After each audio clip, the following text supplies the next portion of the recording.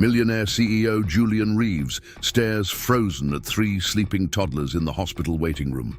His eyes fix on the identical crescent-shaped birthmarks on their necks, the same mark he's carried since birth. The security guard approaches. "Sir, are you okay?" Julian touches his own neck and whispers, "They have my birthmark." Before we jump back in, tell us where you're tuning in from, and if this story touches you, make sure you're subscribed, because tomorrow I've saved something extra special for you. The harsh fluorescent lights of Manhattan Memorial Hospital cast an unforgiving glow across the emergency waiting room as Julian Reeves strode through the automatic doors at 2:17 a.m. At 42, the founder and CEO of Horizon Technologies had built a reputation not just for his revolutionary AI security systems, but for his demanding perfectionism and relentless work ethic. Tonight, those same qualities had him visiting his chief innovation officer, who'd suffered a heart attack hours earlier. Julian checked his watch, a limited edition Patek Philippe that cost more than most people's cars, and frowned. He'd left an international conference call with Tokyo investors to be here, and his phone had been buzzing incessantly with notifications ever since. His executive assistant had rescheduled 3 meetings for tomorrow already, and the board expected updates on the Singapore merger before the markets opened. None of that mattered right now. Martin Chen had been with Julian since the company started in his garage 15 years ago. Business could wait. The night nurse barely glanced up as Julian approached the reception desk. "I'm here to see Martin Chen," he announced, his voice carrying the quiet authority of someone accustomed to immediate compliance. The nurse typed something into her computer and shook her head. "Mr. Chen is in intensive care. Family only at this hour," she stated flatly. Julian leaned forward slightly. "I am his family. I'm listed as his emergency contact." Something in Julian's tone made the nurse look up properly for the first time. Recognition flickered across her face. Julian's features were familiar from countless business magazines and tech conference keynotes. "Mr. Reeves, I apologize. Mr. Chen is stable but sedated. Dr. Reynolds will be making rounds in about 20 minutes if you'd like to speak with him." She gestured toward the nearly empty waiting area. "You're welcome to wait there." Julian nodded curtly and turned toward the waiting room, his Italian leather shoes echoing against the linoleum floor. The space was dimly lit and oddly quiet, for a New York hospital, even at this late hour. As he scanned for a seat away from the few other waiting visitors, something unusual caught his eye in the far corner. 3 identical child-sized rolling suitcases, vibrant red with cartoon astronaut patterns, were positioned beside a cluster of chairs. Curled up across 3 adjacent seats were 3 small children, appearing to be around 4 years old, all with the same mop of dark curly hair. They were dressed in matching navy blue outfits and were sound asleep, their faces peaceful despite the harsh environment. Julian paused, looking around for an adult who might be watching over them.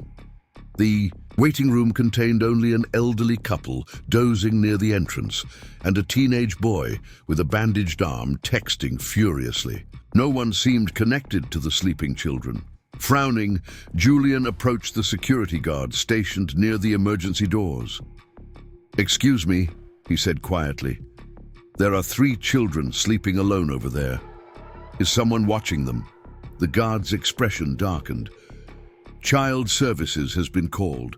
They were brought in about 4 hours ago by a woman claiming to be their nanny. She said she needed to use the restroom and never came back." "What?" Julian's voice rose slightly before he caught himself. "Someone just abandoned 3 children here." The guard nodded grimly. Security cameras showed her leaving through the south exit and getting into a cab. She left a note and their paperwork in those suitcases. Detectives been and gone. They're trying to locate the mother. Julian felt a strange tightness in his chest. And the father? Unknown, according to the paperwork. Social workers, On her way, but with the pileup on the bridge, it could be another hour. Hospital staff's keeping an eye on them meanwhile. Julian glanced back at the sleeping children. Something about them tugged at him in a way he couldn't explain. Have they been checked by a doctor at least? They're not patients, sir. They appear healthy, just tired. The police took their information. Children's Services will handle it from here. Julian nodded absently and walked back toward the waiting area, intending to sit on the opposite side. As he passed the sleeping children, however, one of the boys shifted in his sleep, his head lolling to the side. Julian froze mid-step. On the child's neck, just below his right ear, was a distinctive crescent-shaped birthmark, a perfect miniature replica of the mark Julian had carried since birth. The same mark his father had, and his grandfather before him. The Reeves family crescent, his grandmother had called it. Heart suddenly racing, Julian moved closer, carefully examining the other two children. As the fluorescent light illuminated their peaceful faces, he could see it clearly. Each child bore the identical crescent birthmark in exactly the same position. The statistical impossibility of this coincidence roared through Julian's analytical mind. 3 unrelated children with the same unusual birthmark as his family's genetic trait. It couldn't be random chance. With trembling fingers, Julian reached up and touched the spot on his own neck where the same mark had branded him a Reeves from birth. His father had borne it proudly, telling young Julian it marked him as someone destined for greatness, a continuation of their family legacy. One of the children, the one furthest from Julian, stirred and opened his eyes. For a moment the child stared at Julian with an expression of mild curiosity rather than fear. The boy's eyes were a striking shade of amber green, the exact, unusual color that stared back at Julian from his own mirror each morning. "Hello," the child said softly, his voice clear and unafraid. Julian swallowed hard. "Hello," he replied, his normally confident voice uncharacteristically shaky. "What's your name?" "I'm Elijah," the boy answered, sitting up carefully so as not to disturb his brothers. "Are you a doctor?" Julian shook his head. "No, I'm not. I'm just visiting someone." He hesitated, then asked, "Do you know where your mother is, Elijah?" A shadow passed over the child's face. "Mommy had to go away for a while. Ms. Patel was taking care of us, but she said she needed to make a phone call." He looked around. The waiting room. "She's been gone a long time." The clinical part of Julian's brain registered the incongruity. The child seemed remarkably articulate and calm for his age, especially given the circumstances. The rest of Julian's mind was racing with questions he couldn't begin to process. "And your father?" Julian asked carefully. Elijah shrugged small shoulders. "Mummy said he had important work to do far away. She showed us his picture once. He builds things that help people." The security guard approached, eyeing Julian with professional suspicion. "Sir, is everything all right?" Julian turned, composing himself with the practiced ease of someone accustomed to high-pressure boardroom situations. "These children have the same birthmark as me," he said quietly, showing the crescent on his own neck. Preparing and narrating this story took us a lot of time, so if you are enjoying it, subscribe to our channel. It means a lot to us. Now back to the story. "It's a genetic trait in my family. I'd like to speak with the detective handling this case." The guard's expression shifted from suspicion to surprise. "That's unusual." The detective left his card. "I can get it for you." "Please do," Julian replied, his voice regaining its authoritative edge, "and I'd like to see the paperwork that was left with them." As the guard moved away, Julian turned back to find all 3 boys awake now, watching him with identical amber-green eyes. The middle child spoke up. "I'm Theodore. Are you going to help us find Mommy?" Julian felt something shift inside him, a tectonic movement in a place he'd cemented shut years ago after his messy divorce from Audrey. They'd tried for children for years before their marriage imploded under the weight of his relentless work schedule and her growing resentment. Now, looking at these three faces that somehow echoed his own, Julian made a decision that would alter the course of his life forever. "Yes," he said simply, "I'm going to help you."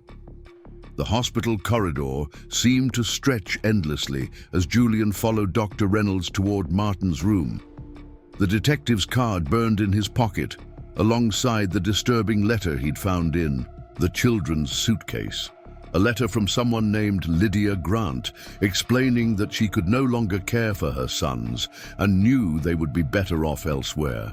The letter mentioned nothing about the children's father, but the timing aligned perfectly with Julian's brief relationship with a management consultant named Lydia nearly 5 years ago, a relationship he'd ended when his company began its aggressive expansion into Asian markets. "Mr. Chen is stable," Dr. Reynolds was saying, unaware of Julian's distracted thoughts. "The stent placement was successful, but he'll need significant lifestyle changes moving forward." Julian nodded mechanically. "He'll have the best care, I'll make sure of it."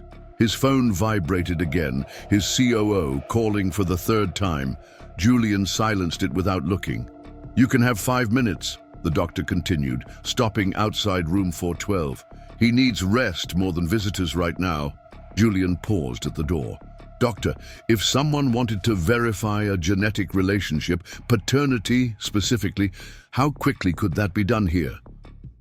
The doctor's professional expression didn't change, though his eyes registered mild surprise. "We could do a rush PCR test in about 48 hours through the hospital lab. There are private services that advertise faster results, but their reliability varies." He hesitated. "Is this related to a patient?" "Potentially," Julian replied vaguely. "Thank you." Inside the room, Martin looked smaller somehow, surrounded by monitoring equipment and bathed in the blue glow of medical devices. Julian approached. The bed, quietly, professional concerns momentarily pushed aside by genuine concern for his friend and colleague. "You've got terrible timing, Chen," Julian said softly. "The Tokyo team just approved the security protocols." Martin's eyes fluttered open, and a weak smile crossed his face. "Sorry to inconvenience the schedule," he whispered. "You should be," Julian replied with the gentle sarcasm of their long friendship. "We'll reschedule the Singapore meetings. You focus on getting better." Martin nodded slightly, then seemed to study Julian's face more carefully. "What's wrong? You look different." Julian considered deflecting, but instead found himself confiding in his oldest friend. "I just met 3 children in the waiting room. They have the Reeves birthmark, Martin, all 3 of them." Martin's eyebrows rose slightly. "That's, statistically improbable. It's impossible unless they're related to me." Julian ran, a hand through his meticulously styled hair, mussing it for perhaps the first time in years. "I think they might be mine." Before Martin could respond, a nurse appeared at the door. "Mr. Reeves, there's a Detective Morales asking for you at the nurse's station." Julian squeezed Martin's hand. "I'll be back tomorrow. Don't die before the quarterly reports." Martin managed a weak chuckle. "Wouldn't dream of it." The conversation with Detective Morales was brief but informative. The children, Triplets, Elijah, Theodore, and Samuel Grant, had been living with their mother in Philadelphia until 3 months ago, when they'd moved to a small apartment in Queens. Lydia Grant had worked as a data analyst, but had recently lost her job. The nanny, who'd abandoned the children, was actually a neighbor who'd apparently been paid to deliver the children and their belongings to the hospital with specific instructions. "We're trying to locate Ms. Grant," the detective explained, "but her phone's been disconnected and the apartment was cleaned out. The neighbor claims she was told Ms. Grant had a medical emergency and needed the children taken to a safe place while she received treatment." Julian listened intently, pieces falling into place. "I knew Lydia 5 years ago," The timing would align with the children's age. The detective's expression remained neutral. The children's birth certificates don't list a father, Mr. Reeves. If you're suggesting you might be related to them, we'd need legal verification before sharing more information. I understand, Julian replied. I'll have my attorney contact your department in the morning with the paperwork for DNA testing. In the meantime, the children will be placed in emergency foster care until... No, Julian interrupted firmly. I'll take responsibility for them while this is sorted out. Detective Morales shook his head. That's not how the system works. Mr. Reeves, without established legal custody... I understand your protocols, Julian said, his voice taking on the edge that had intimidated countless business competitors. But I also understand that these children have been abandoned once. Today already. I have the resources to ensure their safety and comfort while we establish the legal facts. He held the detective's gaze. Make the calls you need to make. I'll wait. 2 hours and countless phone calls later, many leveraging connections. Julian had never expected to use for such a purpose. Temporary emergency guardianship was provisionally arranged, pending DNA verification and court approval. Julian's family attorney, roused from sleep and generously compensated for the middle-of-night consultation, had set multiple legal processes in motion. By the time dawn broke over Manhattan, Julian had transported 3 sleepy children to his penthouse apartment in the Upper East Side, a space that had never before contained children's voices. His housekeeper, Mrs. Patel, the coincidence of the name with the vanished nanny, not lost on Julian, had arrived early, visibly shocked but professionally adaptable as always. We'll need appropriate food for children, Julian instructed as she helped settle the boys in his rarely used guest room, and clothing, toys, whatever else 4-year-olds require, have it delivered as soon as possible. Yes, Mr. Reeves, she replied, already making notes on her phone. Will you be staying home today? Julian glanced at his watch. His 8 a.m. board meeting would be starting in less than 2 hours. The quarterly projections needed his final approval, and the Singapore investors were expecting his personal assurances about the merger timeline. Clear my schedule, he said after a moment's hesitation. Everything. Tell Victoria to handle the board and reschedule the Singapore call. Mrs. Patel's briefly widened eyes were the only indication of her surprise. In 15 years, Julian Reeves had never voluntarily missed a board meeting.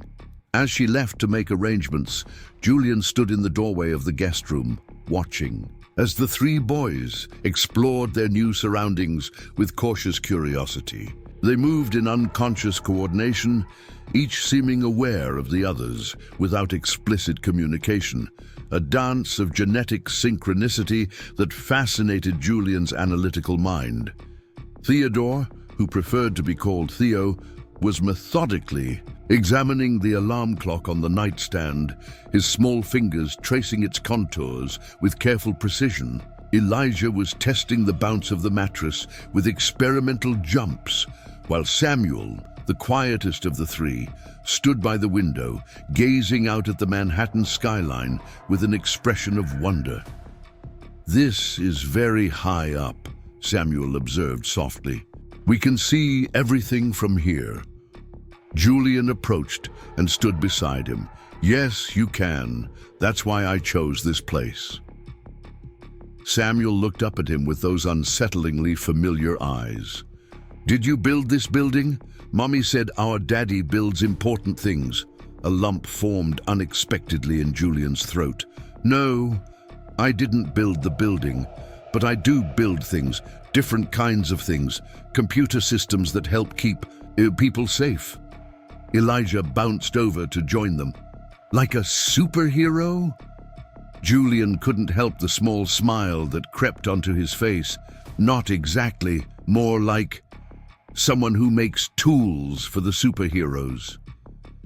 This seemed to satisfy Elijah, who nodded seriously before asking, "Do you have any cereal?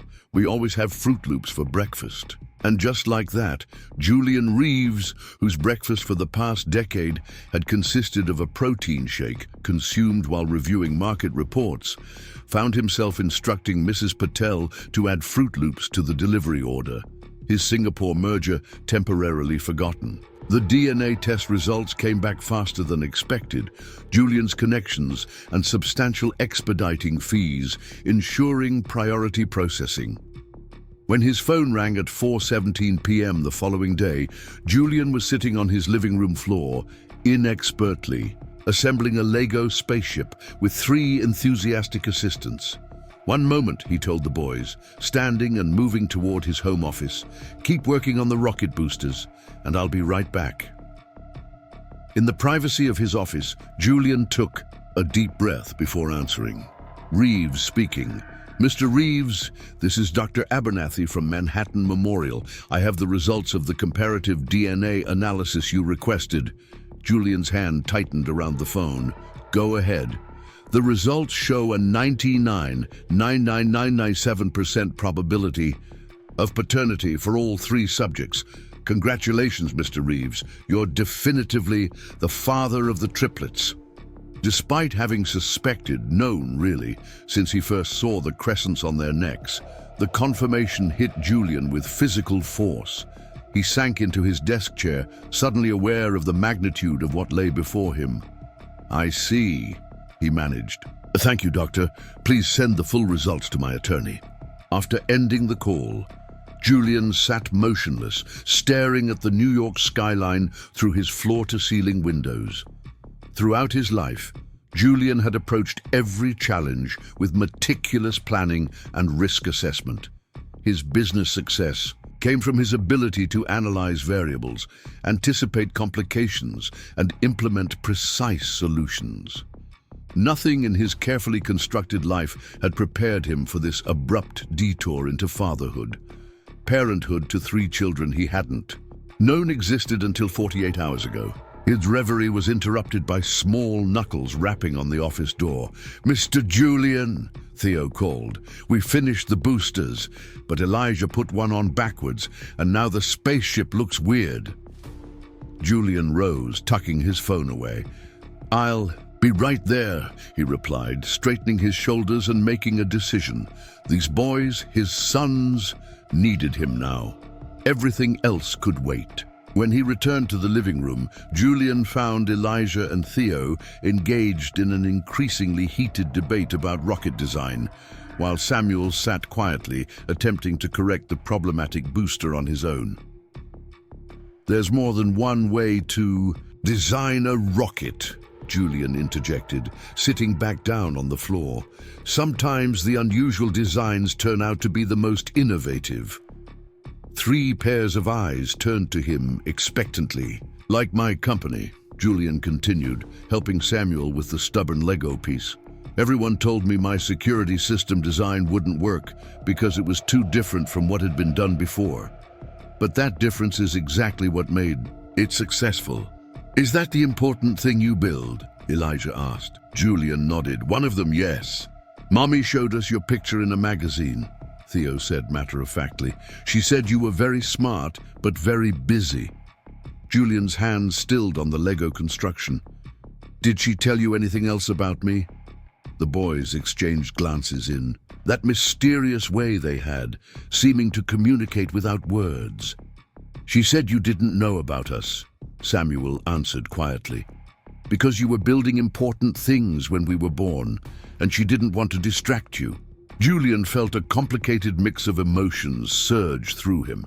Anger at Lydia for making that decision, guilt for creating the circumstances that made it seem reasonable, and a profound sadness for the years lost with these boys.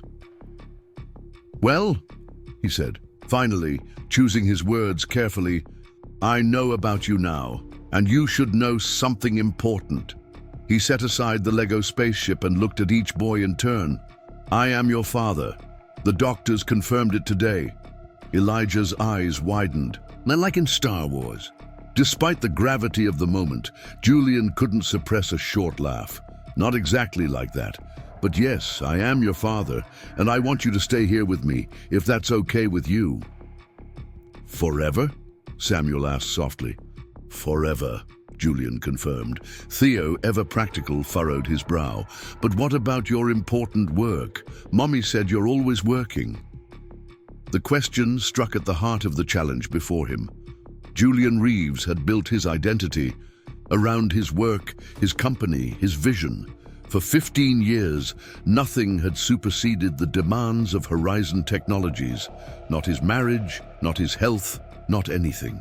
Now, looking at these three small faces that somehow reflected his own, Julian recognized that everything had changed. "Work is still important," he said slowly. "But some things are more important. I'm going to need to figure out how to balance both. Maybe you can help me with that." "We're very good helpers," Elijah assured him earnestly. "I can tie my own shoes and everything."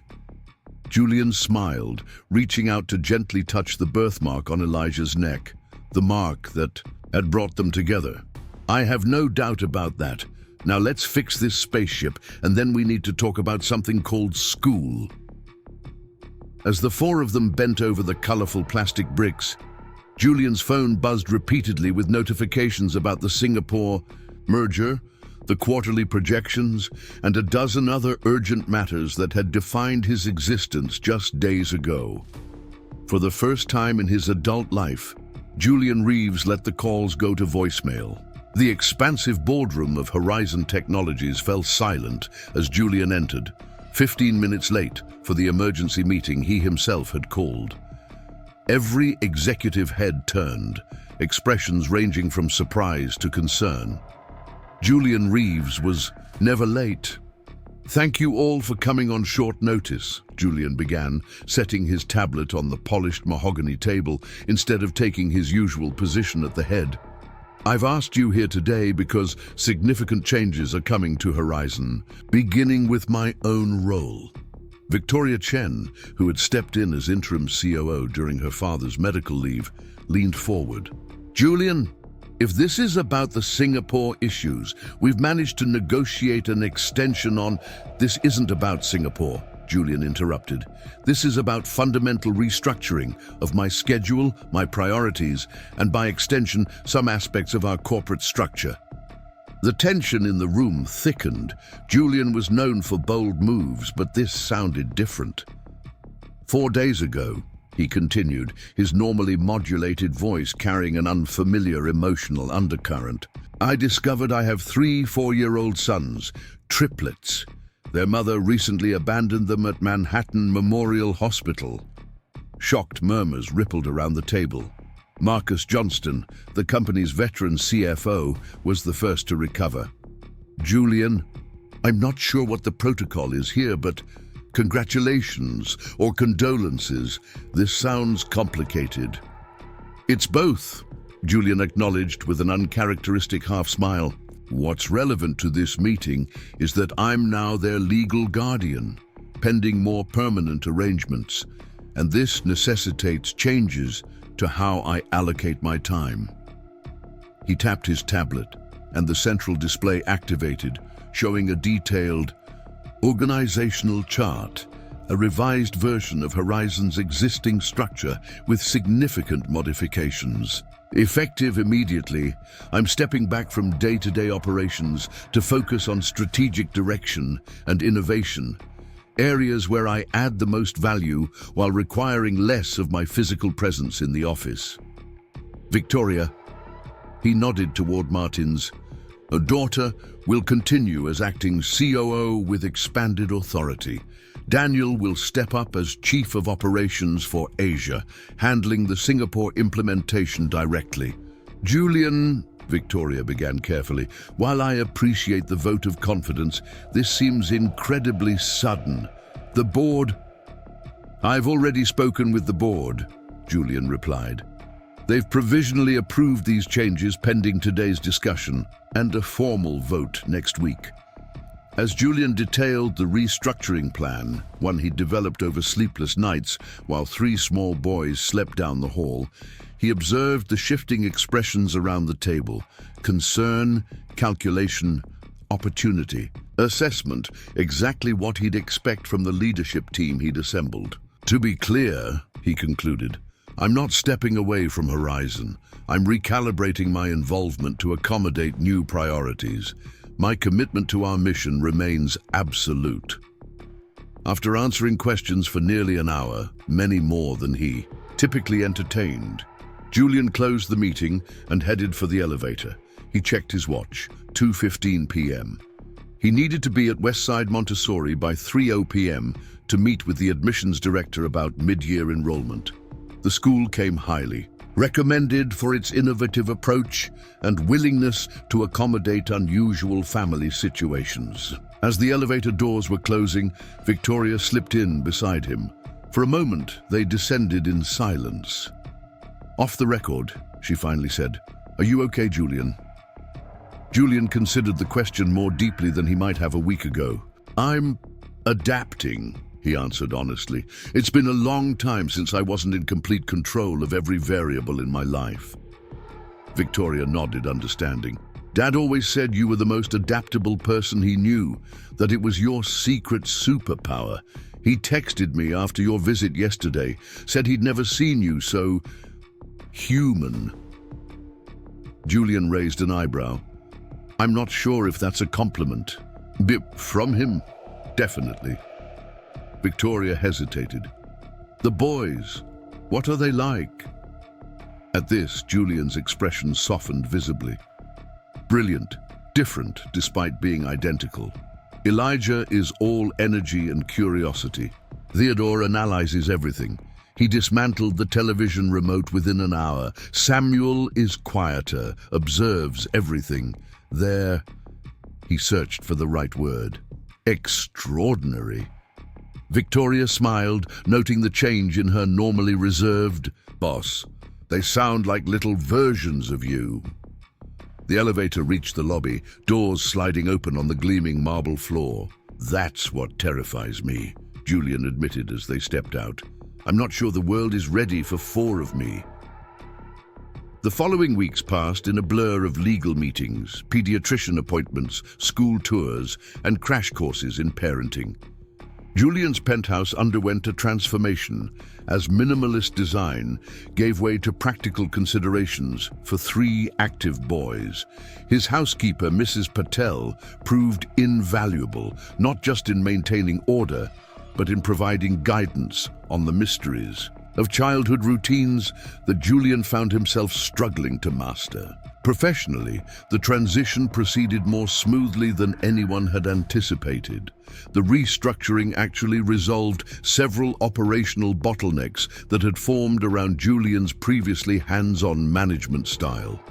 Victoria demonstrated exceptional leadership abilities, while Julian's freed attention allowed him to focus on innovation challenges that had been backburnered for months. The Singapore merger progressed on schedule, and first-quarter projections actually improved. The search for Lydia Grant continued without success. According to Detective Morales, she had methodically covered her tracks, closing accounts, and disappearing thoroughly. The neighbor who had delivered the boys to the hospital claimed to know nothing beyond what she'd already shared, that Lydia had paid her $5,000 in cash to transport the children and their belongings, telling her that Julian would be contacted separately. No such contact had occurred, leaving Julian with questions that remained unanswered. Why now, after 4 years? Why abandon the children rather than approach him directly? The Lydia he remembered had been brilliant and ambitious. Her actions seemed wildly out of character. These questions still churned in his mind as he sat in yet another unfamiliar setting, the bleachers of the Westside Montessori Gymnasium, watching as his sons participated in their first school performance. The four boys had been enrolled for just over a month, adapting to their new environment with varying degrees of enthusiasm. Today was the school's spring festival, featuring performances from each class. Julian had rearranged 3 meetings and delegated a critical supplier negotiation to attend, decisions that would have been unthinkable in his previous life. He shifted uncomfortably on the hard wooden bench, acutely aware of being among the few men present at an afternoon school function. Most of the other parents appeared to be mothers or nannies, with a sparse showing of fathers who had managed to escape work obligations. "First time?" asked a voice beside him. Julian turned to find a woman with curly auburn hair smiling knowingly at him. "You have that 'how long does this last? And why are these benches so uncomfortable' look." Despite himself, Julian smiled back. "That obvious?" She nodded. "I'm Grace Lewis, art teacher and veteran of 17 seasonal performances." "Which ones are yours?" "The Grant Triplets," Julian replied, still using the boy's original surname while the legal processes for name changes moved forward. "They just started here recently." Recognition dawned in Grace's eyes. "Ah, Elijah, Theo, and Samuel. They're in my Tuesday class. Extraordinary boys. Theo's spatial awareness is remarkable, and Samuel has an unusual eye for color relationships. You must be very proud." "I am," Julian said, realizing as he spoke that the words were absolutely true. In the short time he'd known them, pride had become a constant companion. Pride in their resilience, their intelligence, their unique personalities that emerged more clearly each day. The lights dimmed, and the kindergarten class filed onto the makeshift stage, each child dressed as a different spring flower or insect. Julian spotted his 3 immediately identical bumblebees with yellow and black stripes, complete with wire antennae that wobbled as they moved. "We got lucky," Grace whispered. "Mrs. Abramson's class always has the shortest performances." Sure enough, after a mercifully brief song about pollination, the kindergartners filed off to enthusiastic applause. Julian felt an unexpected lump in his throat as he watched his sons, particularly Samuel, who had been the most hesitant about school, beaming with accomplishment. As the next class took the stage, Julian's phone vibrated with an urgent message. The Singapore team needed immediate approval on a contract modification before proceeding with the next implementation phase. 6 weeks ago, Julian would have left immediately, regardless of the event. Today, he silenced the phone and returned it to his pocket. Singapore would have to wait. After the performances concluded, Julian navigated through the crowd of parents, toward the classroom where the children were changing out of their costumes. He found Elijah first, already stripped of his bumblebee outfit and racing around the room with newfound friends. Theo was carefully hanging his costume on the assigned hook, while Samuel appeared to be deep in conversation with Mrs. Abramson. "Dad!" Elijah spotted him and launched himself toward Julian with characteristic enthusiasm. Julian caught him mid-jump, still adjusting to being addressed as Dad, a title that had evolved naturally from the boys over the past weeks. "You were excellent bumblebees," Julian told him, beckoning to the other 2 boys who approached more sedately. "Samuel forgot one of his lines," Theo reported matter-of-factly, "but nobody noticed except us." "I didn't forget," Samuel corrected quietly. "I just didn't want to say it." Julian crouched down to Samuel's level. "Stage fright happens to everyone. I still get nervous before big presentations." Samuel looked skeptical. "Really?" "Really," Julian confirmed. "But you know what I do? I prepare extensively, practice repeatedly, and remind myself that I know my material better than anyone in the room." Samuel considered this advice solemnly. "Next time I'll practice more." Julian smiled, recognizing his own perfectionist tendencies reflected in his quietest son. "That's one approach. Or you could decide that it's okay to make mistakes sometimes." This concept clearly struck Samuel as revolutionary and slightly suspicious. "Mr. Reeves," Mrs. Abramson approached, her expression pleasant but purposeful. "Do you have a moment?" Julian nodded, instructing the boys to gather their belongings. He followed the teacher to a quiet corner of the classroom. "I wanted to check in about the boys' adjustment," she began. "They're integrating well academically. Exceptionally. Well, in fact, but I've noticed some emotional patterns that I thought you should be aware of." Julian listened intently as Mrs. Abramson detailed her observations. Elijah's occasional aggressive protectiveness of his brothers, Theo's tendency to withdraw into mechanical tasks when overwhelmed, Samuel's persistent watchfulness and reluctance to separate from his siblings. "These aren't unusual responses for children who've experienced disruption," she assured him. "But consistent routines and open communication will be important for their sense of security moving forward." "I appreciate your insights," Julian said sincerely. Their mother's departure was abrupt. "We're all adjusting to the new arrangement." Mrs. Abramson nodded understanding. "They speak very positively about their home life with you, which is encouraging. Samuel mentioned you've established a no-work-at-dinner-table rule." Julian smiled slightly. "Yes, we have some specific family times that are protected from work interruptions. It's been educational for all of us."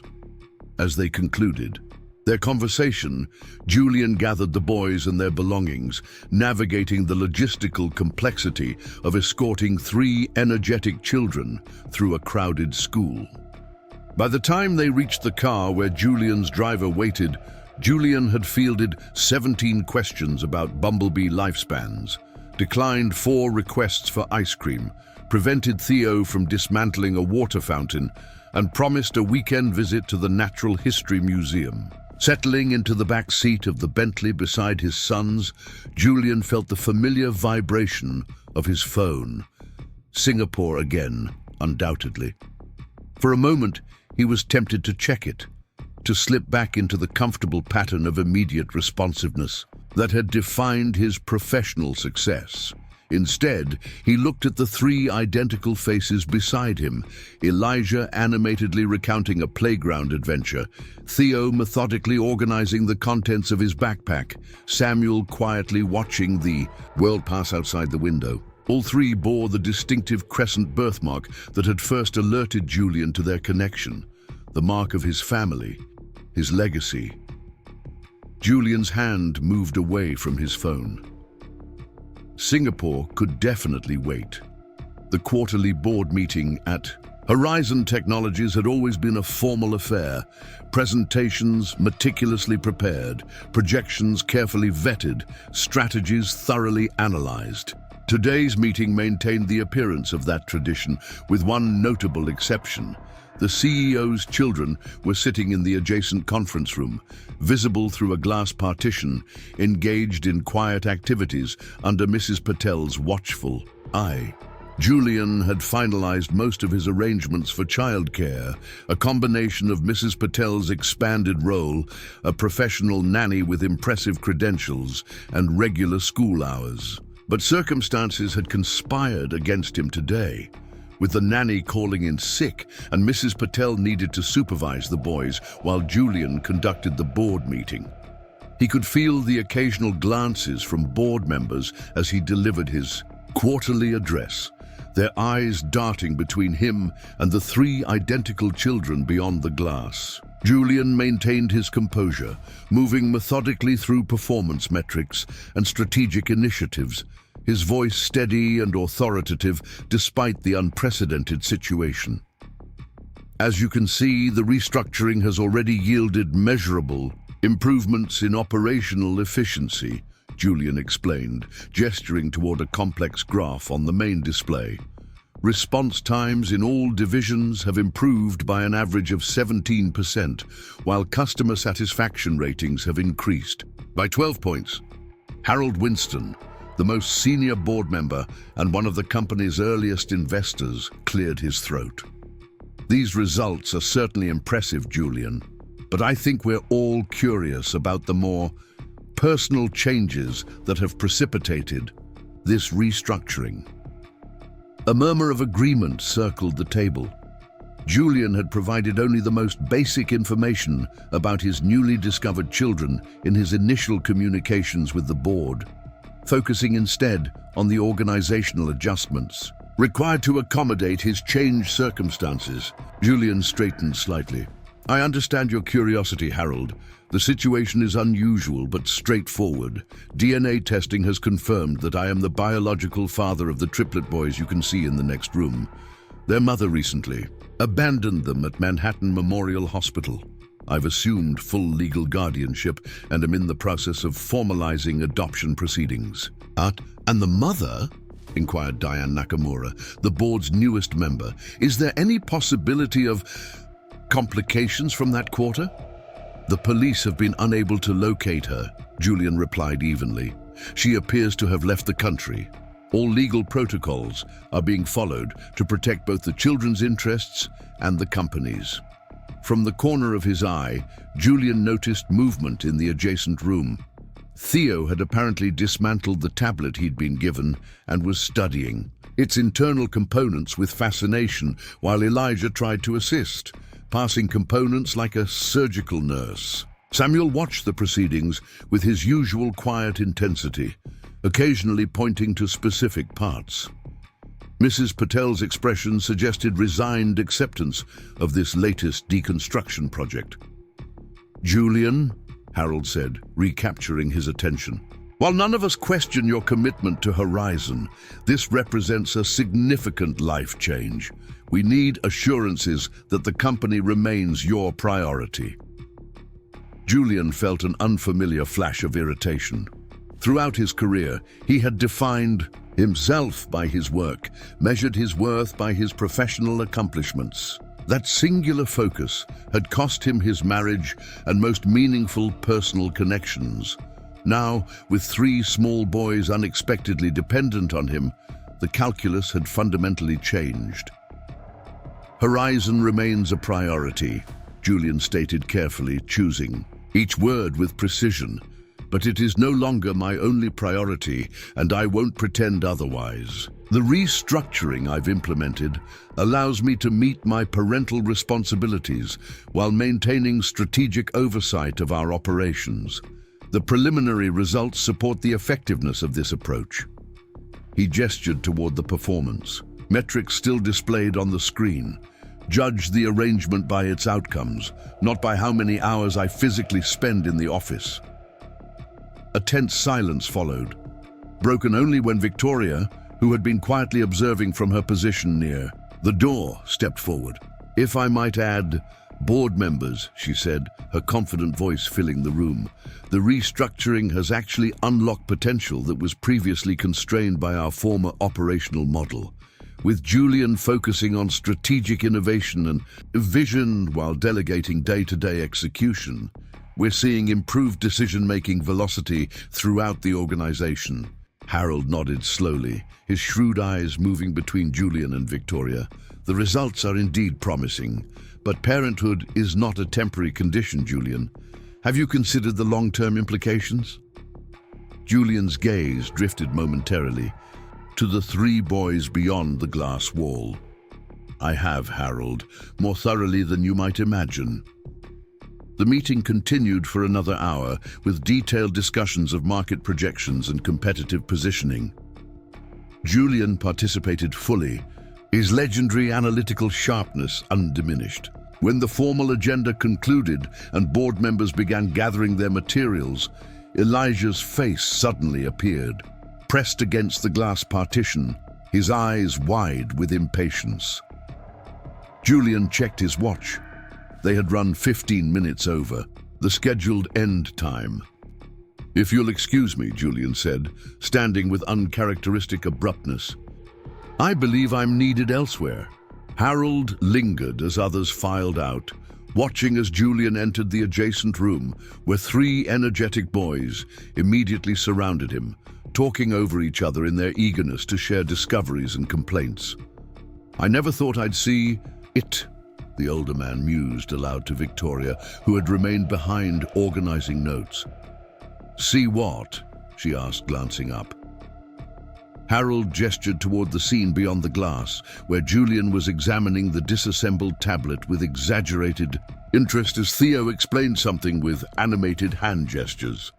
"Julian Reeves prioritizing something above work," Harold replied. "It's rather like watching a tiger become vegetarian. Fascinating but slightly concerning for its survival prospects." Victoria smiled slightly. "I wouldn't underestimate his adaptability or the benefits of a more balanced perspective." "Perhaps," Harold conceded, "but balance has never been Julian's strong suit. He's always been an all-or-nothing sort of man." He paused, his expression thoughtful. "Those children have no idea how fundamentally they've disrupted one of the most disciplined minds in the tech industry." "I think they're beginning to," Victoria replied, watching as Julian attempted to corral 3 squirming boys while maintaining a dignified exit from the conference area. "And I think it might be the best disruption Horizon has ever experienced." The sleek glass elevator descended smoothly toward the lobby, its 4 occupants creating a tableau that still drew curious glances from Horizon employees. Julian stood in his customary position, back straight, expression composed, designer suit impeccable.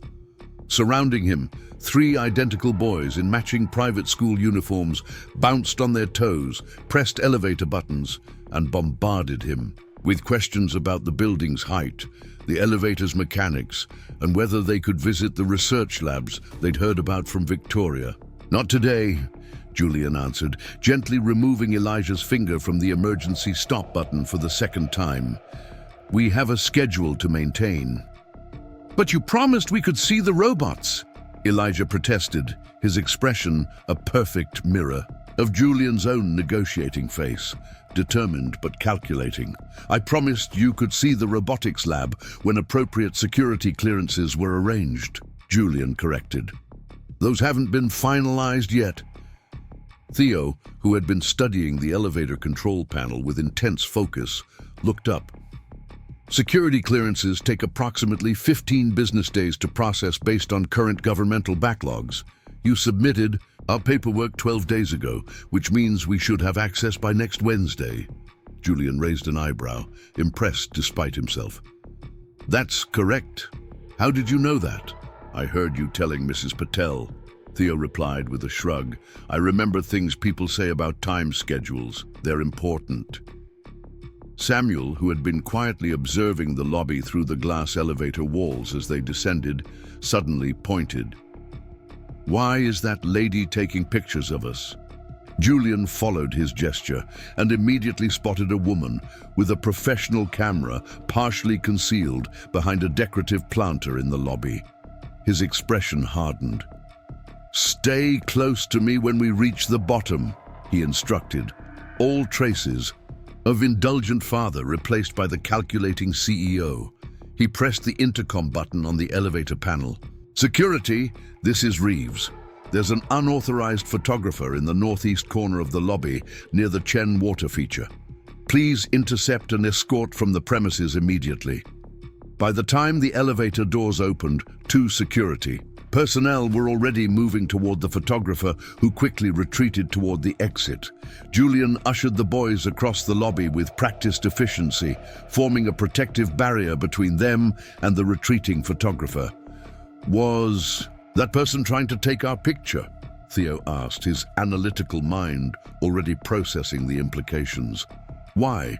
Julian guided them through the revolving doors, where his driver waited beside the Bentley. "Some people are interested in other people's private lives," he explained carefully as he helped them into the car, "especially people involved in business." "Are we famous?" Elijah asked, brightening at the prospect. "No," Julian replied firmly. "And we're going to keep it that way." But he knew it was likely already too late. The existence of Julian Reeves' surprised children had been a closely guarded secret for nearly 2 months, with only his executive team, the board, and essential staff aware of the full situation. Julian had leveraged considerable influence to keep their existence out of public knowledge, preferring to establish routines and legal protections before facing the inevitable media attention. That bubble of privacy had just been pierced. "Sir," his driver said quietly as Julian settled into the back seat beside the boys, "we may have a situation developing. The car has been photographed at the school drop-off 3 times this week by individuals who appear to be professional photographers." Julian's jaw tightened almost imperceptibly. "Have them identified and warned off. Double the security detail at the penthouse and inform the school that no unauthorized photography is permitted on or near their property." He glanced at the 3 boys, who were fortunately distracted by a tablet game, and arranged for alternate transportation options. Immediately, the following morning, Julian's phone vibrated with a news alert as he supervised breakfast in the penthouse kitchen. The alert was from the media monitoring service he maintained to track mentions of Horizon Technologies. He opened it to find exactly what he had feared: Tech Billionaire's secret triplets, Julian Reeves's hidden family revealed. The article beneath the sensationalist headline was speculative, but contained enough accurate information to be concerning. It featured a blurry photograph of Julian escorting 3 identical boys through the Horizon lobby, their faces partially obscured but still recognizable. The piece referenced sources close to the situation, claiming that Reeves had recently discovered he had biological children from a previous relationship and had assumed custody after their mother departed under mysterious circumstances. Julian set his phone down carefully, maintaining his composure as Elijah attempted to negotiate chocolate chips into his pancakes, while Samuel methodically sectioned his fruit into precise geometric arrangements. Theo was explaining to Mrs. Patel a more efficient method of orange juice distribution that involved a complex pulley system he wanted to construct. None of them needed to be aware of the media scrutiny that had just begun. Julian's phone rang, Victoria undoubtedly having received the same alert. He stepped into his home office to take the call. "I've seen it," he said without preamble. "It's spreading fast," Victoria replied. "PR is drafting a statement, but they need your approval on approach. The board has already called twice. Harold says—" "The board can wait," Julian interrupted, his voice calm but firm.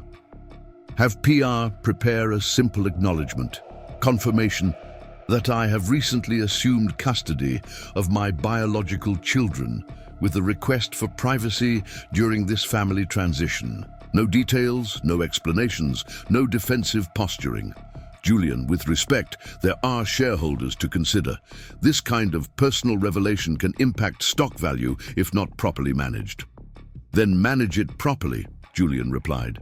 "But I won't have my children's lives turned into a public spectacle to reassure the markets. We stick to the facts, request privacy, and continue operations normally." He paused, then added, "And Victoria, have legal prepare cease and desist letters for any publication that prints photos of the boys where their faces are identifiable. I want those ready to deploy immediately." After concluding the call, Julian stood at his office window, watching the Manhattan skyline shimmer in the morning light. In his 20-year career, he had navigated corporate espionage, market crashes, technological failures, and competitor sabotage.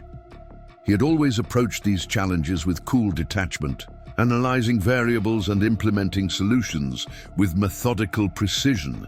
But this felt different, more personal, more vital. His contemplation was interrupted by the entrance of 3 boys, faces still sticky with breakfast syrup, despite Mrs. Patel's best efforts. "Dad, we're going to be late for school," Theo announced, glancing pointedly at his watch. A child's digital model that Julian had purchased when Theo became obsessed with time management after observing Julian's own punctuality practices. "We're taking a different car today," Julian explained, gathering his briefcase, "and we'll be using the building's service entrance instead of the main lobby." "Why?" asked Samuel, his quiet voice carrying a hint of anxiety. Of the three, Samuel was most sensitive to disruptions in routine. Julian considered his options: deflect the question, provide a simplified explanation, or offer the truth. In his limited experience of fatherhood thus far, he had discovered that honesty, appropriately calibrated for their understanding, generally worked best. "Some reporters have become interested in our family," he explained, crouching to Samuel's level. "They may try to take pictures or ask questions. We're avoiding them by using different routes." Samuel's brow furrowed. "Are they bad people?" "No," Julian replied carefully.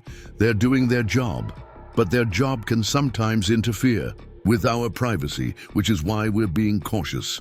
Like spy evasion protocols," Elijah exclaimed excitedly. "Mrs. Patel let us watch a spy movie last weekend when you were on your conference call with Tokyo. The spies always used service entrances and switched cars to lose the bad guys." Julian made a mental note to discuss media selections with Mrs. Patel later. "Something like that, yes.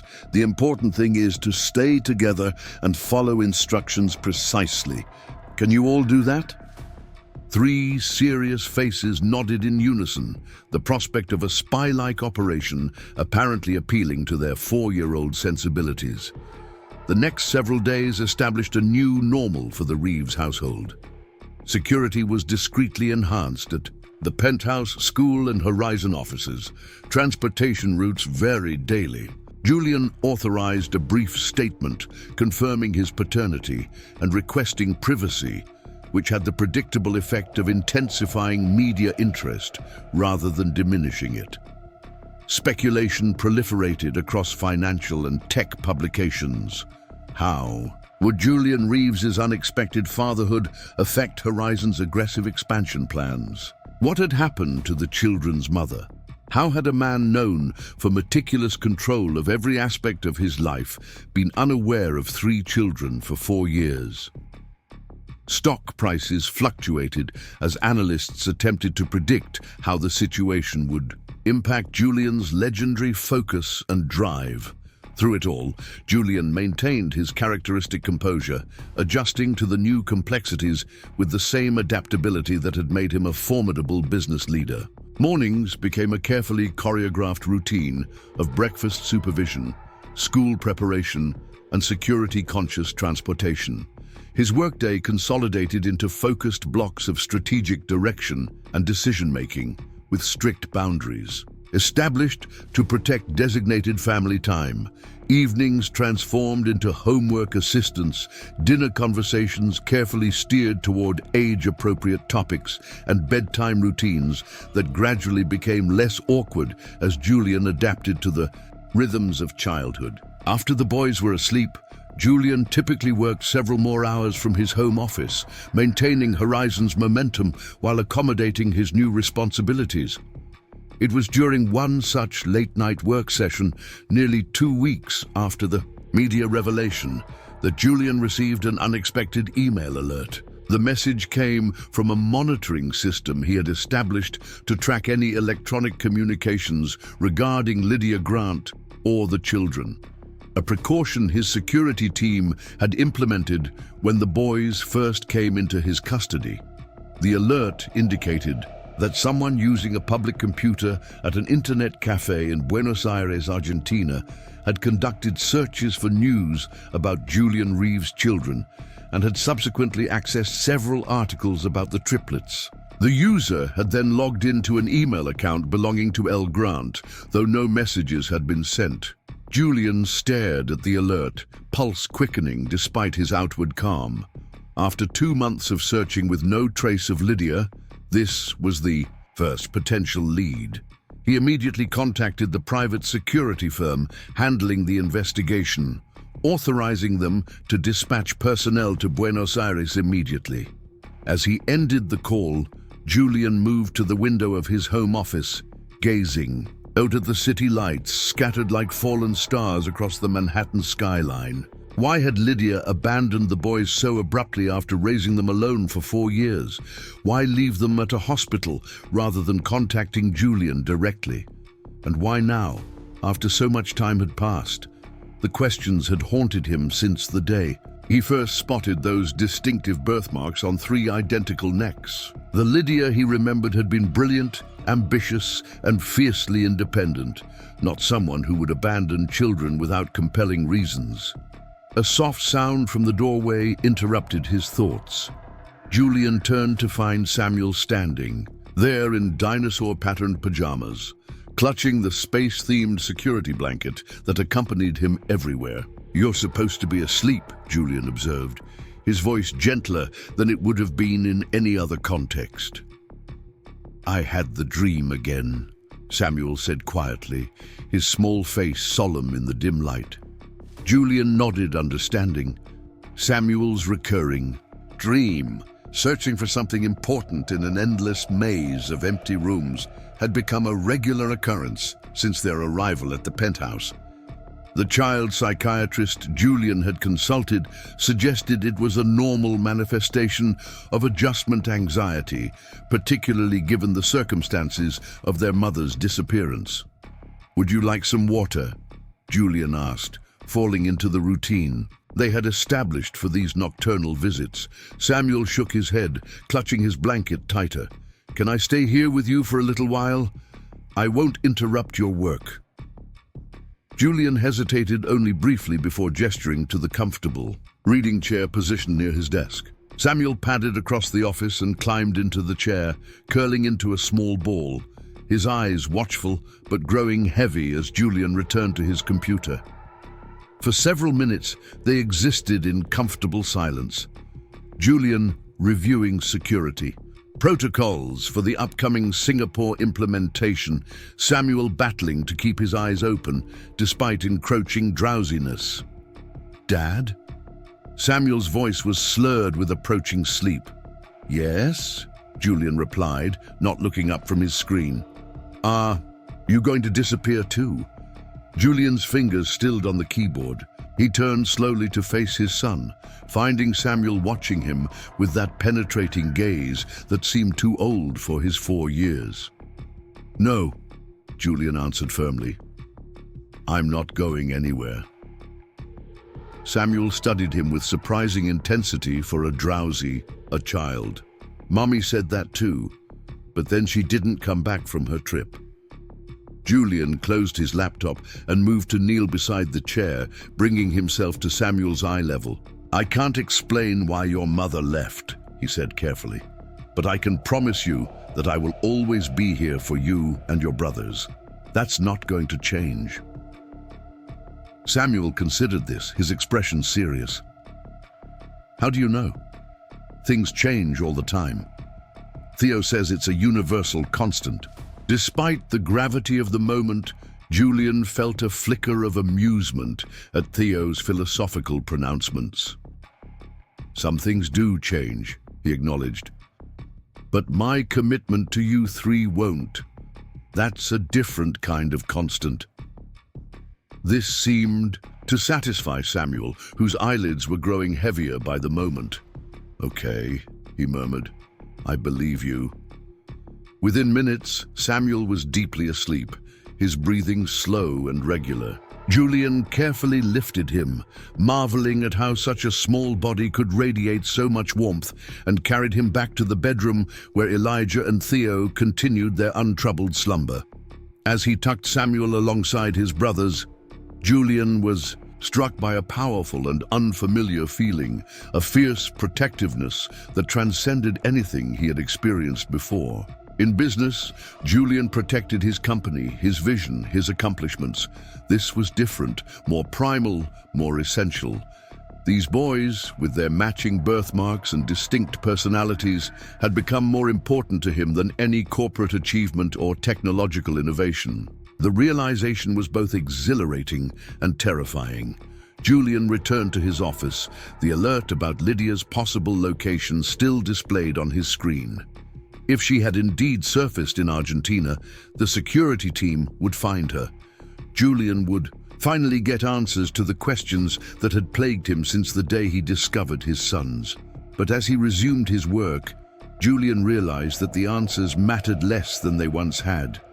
Whatever Lydia's reasons for her actions, the result was that three extraordinary boys had become the center of his previously work-focused existence. Regardless of how they had come into his life, Julian now couldn't imagine his world without them. The following morning brought news from Buenos Aires. The security team had obtained surveillance footage from the internet cafe, confirming that a woman resembling Lydia Grant had indeed used the facility. She had departed before they arrived, but local investigators were tracking her movements through the city. Julian processed this update while supervising the increasingly complex morning routine that preceded the school day. Elijah was insisting that his left shoe felt weird and required extensive adjustments, while Theo was conducting an impromptu experiment involving breakfast cereal and orange juice that threatened to overflow onto important paperwork. Samuel, characteristically quiet, was nonetheless refusing to eat his breakfast until Julian verified that the eggs were properly scrambled, according to some mysterious standard only Samuel fully understood. "Dad, are we using the spy car again today?" Elijah asked, finally satisfied with his shoe configuration. "The one with the darkened windows?" "Yes," Julian replied, deftly separating Theo's experiment from his quarterly projections. "And we're leaving in exactly 7 minutes, so please finish your breakfast, Samuel." Samuel poked suspiciously at his eggs. "They're not right," he insisted softly. Julian suppressed a sigh, marveling yet again at how three genetically identical children could have developed such distinct personalities and preferences. "Your eggs are perfectly acceptable," he stated, using the same tone that had convinced reluctant investors to support his more ambitious ventures. "Nutritionally complete and prepared according to standard protocols." Samuel looked unconvinced, but began eating with resigned deliberation. Julian's phone vibrated with an incoming call. Victoria, undoubtedly with updates on the Singapore implementation that had faced unexpected regulatory hurdles the previous day. He glanced at the time, calculated the remaining minutes before school departure, and made a swift decision. "Victoria, I'll call you back in 20 minutes, he said briefly, before ending the call and returning his attention to the breakfast table crisis. This pattern interrupted work, adjusted priorities, recalibrated schedules, had become Julian's new normal. What surprised him most was not the disruption itself, but his increasing comfort with it. The man who once expected military precision in every aspect of his life was learning to navigate uncertainty, adapt to unpredictability, and find solutions to problems that couldn't be solved with algorithms or financial resources. The drive to Westside Montessori proceeded without incident, security personnel discreetly monitoring for unwanted media attention. As Julian escorted the boys from the car to the school entrance, he noted with approval that the school had implemented the additional security measures he had funded: enhanced access controls, increased monitoring, and additional staff at entry points. "Dad?" Theo asked as they approached the classroom. "Are we still going to the Science Museum this weekend? You promised we could see the new robotics exhibit." Julian nodded, mentally reviewing his weekend commitments. The Singapore team had requested a Saturday morning strategy session to address the regulatory complications, but he had already rescheduled it for early Sunday instead. "Yes, we're still going, Saturday at 10 a.m. as planned." "Will there be reporters there too?" Samuel asked, his voice tinged with anxiety. The boys had become aware of the media attention, despite Julian's efforts to shield them, particularly after an incident the previous week when photographers had attempted to capture images of them in the park. "Possibly," Julian acknowledged. "But we'll have security with us, and the museum has been notified of our visit. It won't interfere with our plans." This reassurance seemed to satisfy them as they entered their classroom, immediately absorbed into the colorful chaos of 24 kindergartners beginning their day. Julian exchanged brief pleasantries with Mrs. Abramson before departing for Horizon, his mind already shifting to the technological challenges awaiting his attention. The workday progressed with Julian's now characteristic efficiency, his focus laser-sharp during designated work hours. The regulatory complications in Singapore were resolved through an innovative compliance approach that Victoria implemented with impressive skill. Quarterly projections were finalized, exceeding market expectations despite the restructuring and media distractions. A promising acquisition target in the quantum encryption space was identified and preliminary discussions initiated. Throughout the day, Julian maintained awareness of the time, ensuring he would leave precisely at 3:30 p.m. to collect the boys from school, a commitment he had maintained without exception since they entered his life. His executive team had adapted to this new rhythm, scheduling critical meetings within his available hours and developing greater decision-making autonomy where appropriate.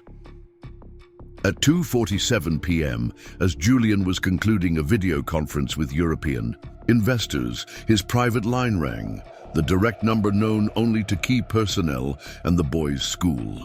Julian's pulse quickened as he abruptly ended the investor call and answered. "Mr. Reeves," came the tense voice of Westside Montessori's head of security.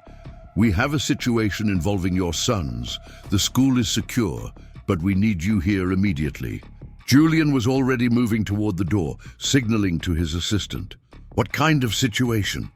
A woman attempted to remove the boys from their classroom, claiming to be their mother.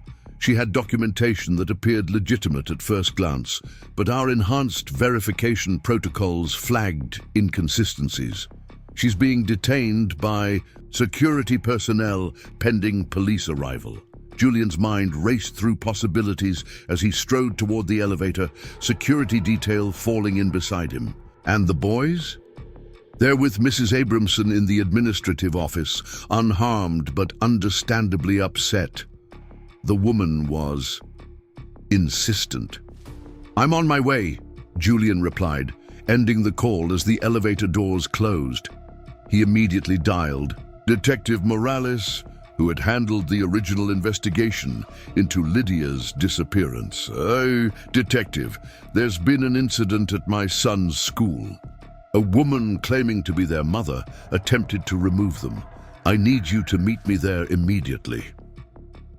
The detective's response was prompt and professional. "On my way, Mr. Reeves. Don't approach the suspect until we arrive." As the elevator descended, Julian's phone buzzed with another alert from the security monitoring system. The email account belonging to L. Grant had just been accessed again, this time from a location in New York City. The timing could not be coincidental. 20 minutes later, Julian's car pulled up to Westside Montessori, where 2 police vehicles were already positioned near the entrance. He was escorted directly to the administrative wing, security personnel flanking him with professional vigilance. The moment Julian entered the office, 3 small bodies launched themselves toward him with cries of "Dad!" He crouched to embrace them, performing a swift visual assessment that confirmed they were physically unharmed, though their expressions betrayed confusion and distress. "Are you all right?" he asked, looking each boy in the eyes as they nodded. Samuel clung to him with unusual intensity, while Theo appeared more curious than frightened.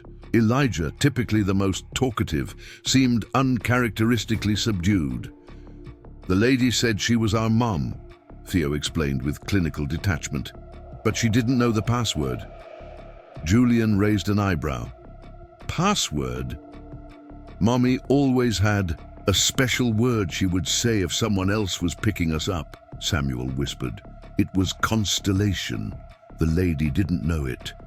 A cold realization settled over Julian. This was not Lydia, but someone attempting to impersonate her.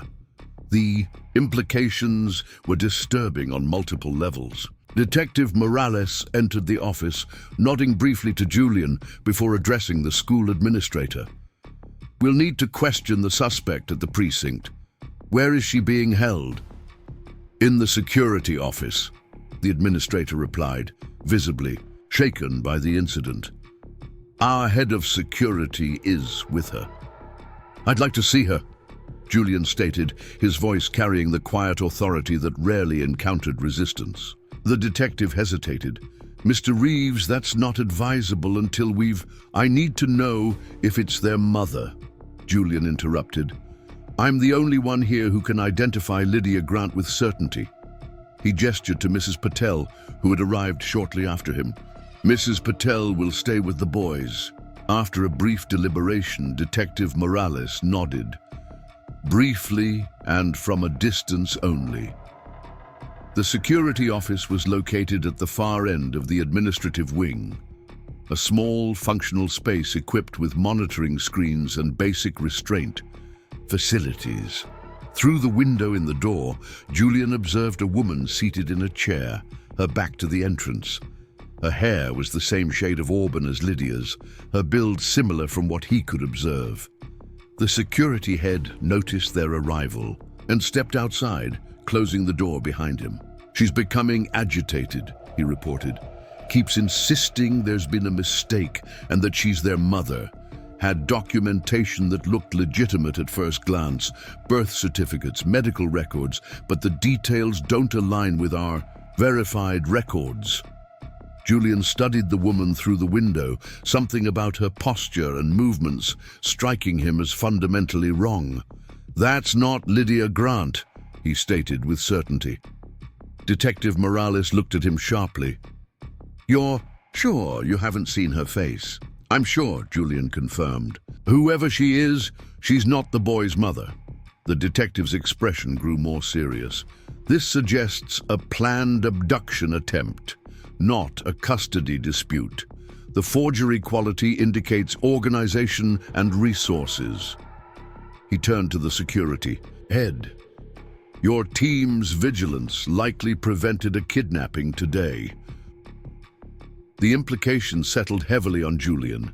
The media attention surrounding his newly discovered sons had created a vulnerability, one that someone had attempted to exploit. With disturbing precision, "I want the boys home," Julian stated, his decision immediate and final. "And I want to know who sent that woman." As he returned to the administrative office where his sons waited, Julian felt a familiar cold focus descend, the same clarity that had helped him build Horizon from nothing, the same determination that had overcome countless business obstacles. Someone had threatened his children, and Julian Reeves would bring every resource at his disposal to identify and neutralize that threat. The woman who had attempted to claim the triplets refused to provide her real identity, maintaining her impersonation of Lydia Grant, even as evidence mounted against her. Fingerprint analysis eventually identified her as Elena Vasquez, a woman with previous convictions for fraud and identity theft. She claimed to have been hired online by an anonymous client who provided the forged documents and detailed information about the boys, but offered no concrete information about the client's identity.